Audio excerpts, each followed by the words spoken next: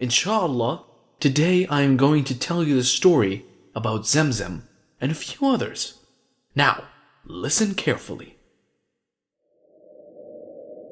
In the last episode, we saw that Prophet Ibrahim alayhi salam left his wife and son in the middle of a desert.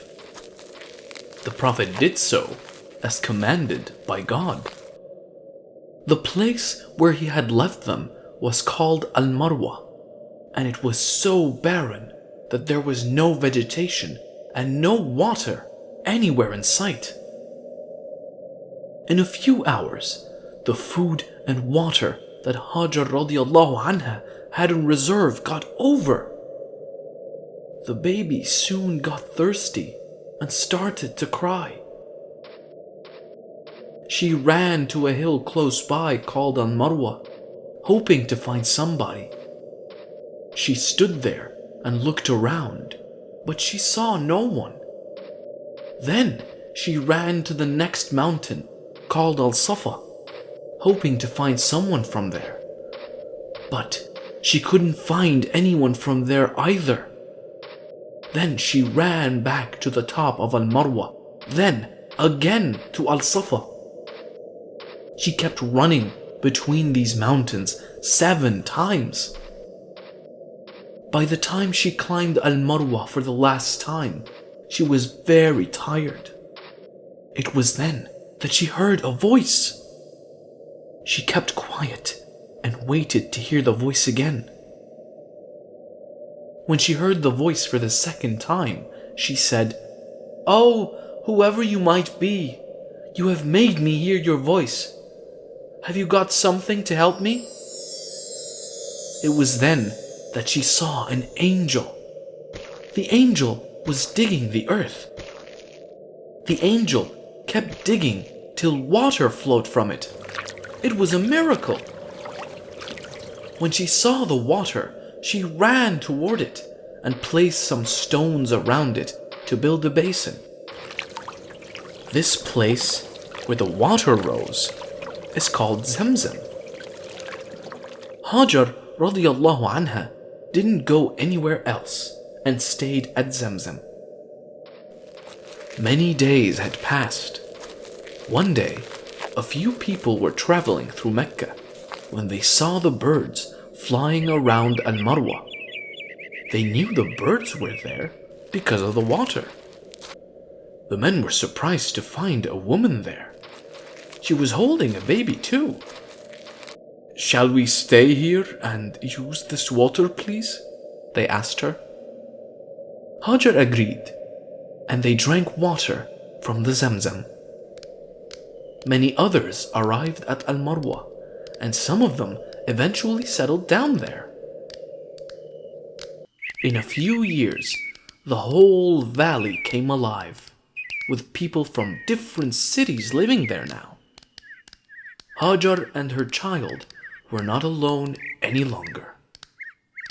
In the meantime, Ismail alayhi salam grew up. He learned Arabic from the travelers. People loved and respected him for his qualities. He kept thinking about his father and knew that his father will come back someday. Ismail then married a local woman and lived his life in peace. Prophet Ibrahim alayhi salam was missing his son very badly now. It had been years since he saw Ismail. One day, he decided to go to Mecca to meet his wife and son. He traveled for many days and finally arrived at Al-Marwa. The Prophet was quite surprised when he saw all the activity at Al-Marwa. Last time he was here, there was not even a single soul living on this mountain. He knew it was all because of God and thanked him. But by the time he arrived, it was very late. People told him that Hajar had died some time ago. The Prophet was very sad to hear this. And then the local people told the Prophet that his son Ismail was still alive. The Prophet was very happy to hear this. When Ismail heard the news that his father was back in town, he ran toward him. He could not believe his eyes. He was waiting to see him for so long. He hugged his father and he started crying. It was a happy time for both father and son. But the happiness didn't last for long. One day, God decided to test Ibrahim. One night, when the Prophet was sleeping, he saw a dream. In his dream, the Prophet saw himself killing his son as a sacrifice. When the Prophet woke up in the morning, he ignored it, thinking it was just a dream. But the next night, he saw the same dream again. This time, he realized that this was not just an ordinary dream. It was Allah asking him to sacrifice his own son. The Prophet went to his son and told him about the dream. Ismail understood that it was an order from Allah. He was a man of faith and realized that he has to comply. Do what Allah has asked you to, he told his father. The next day, the Prophet took a rope and a knife and set out for Mount Arafat, along with his son. Upon reaching the top of the mountain, Ismail asked his father to tie his hands and legs so that he may not struggle during the sacrifice. The Prophet obliged and tied his hands and legs. Then he blindfolded himself so that he won't have to watch his son suffer. Then he raised his knife for the sacrifice. But then, suddenly, he heard a voice. The voice asked him to stop the sacrifice and told him that this was just a test. The Prophet was relieved. His son was going to be alive. They hugged each other and cried tears of joy, for they had just passed a difficult test from Allah subhanahu wa ta'ala. Ismail alayhi salam joined his father in preaching to the people. They spoke about Allah and called people to Islam. One day, Allah ordered the Prophet to build a house for worship. The Prophet told his son that Allah had ordered him to build the Kaaba, and Ismail replied, "Do what your God has ordered you to do." They soon started building the foundation of the Kaaba. Ismail alayhi salam helped by carrying the stones, while Prophet Ibrahim alayhi salam built the house. When the walls got tall, Ibrahim alayhi salam could not reach the top. So, Ismail alayhi salam brought a large stone for the Prophet to stand on. This stone was called Maqam Ibrahim and can still be seen today. The foundation was soon completed, but there was a gap left in the corner. Ibrahim alayhi salam asked his son to find a stone to fill in the corner. "I feel tired," he said to his father. But when the old Prophet insisted, Ismail went searching for a stone. When he left, Ibrahim sat there waiting for the stone. But then a miracle happened. An angel flew down from heaven carrying a stone. The angel told him that this stone was brought to earth by Adam alayhi salam from paradise. The stone was originally white, but because of the sins committed by the people on earth, its color gradually turned into black.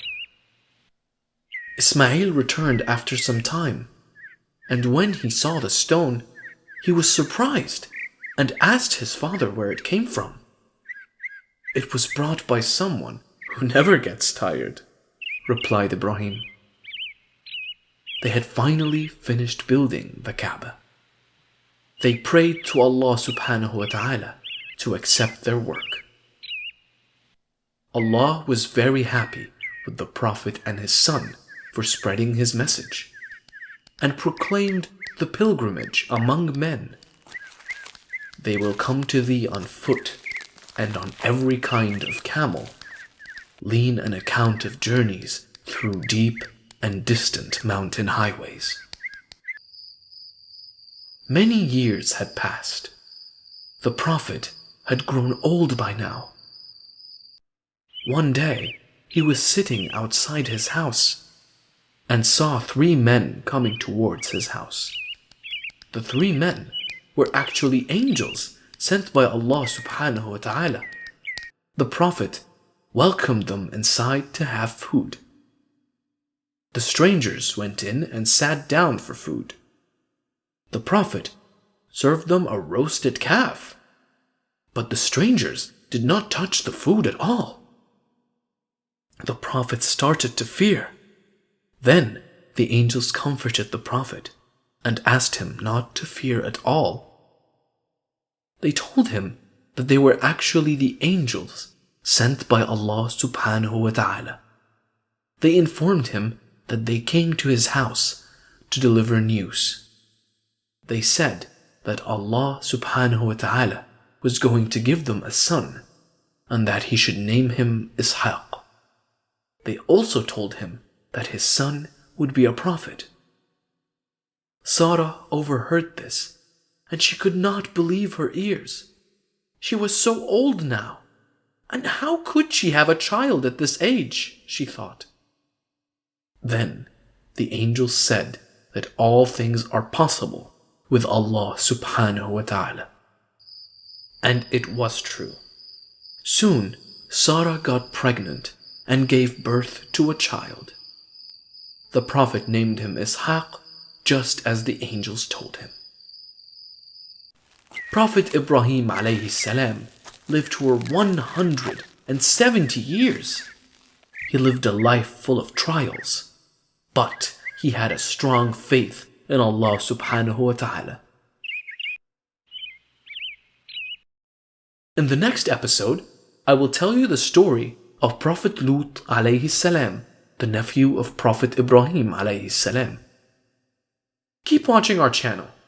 If you liked the video, don't forget to click that subscribe button and stay updated on all our videos. Please tell your friends about the channel as well. That's all for today. Goodbye.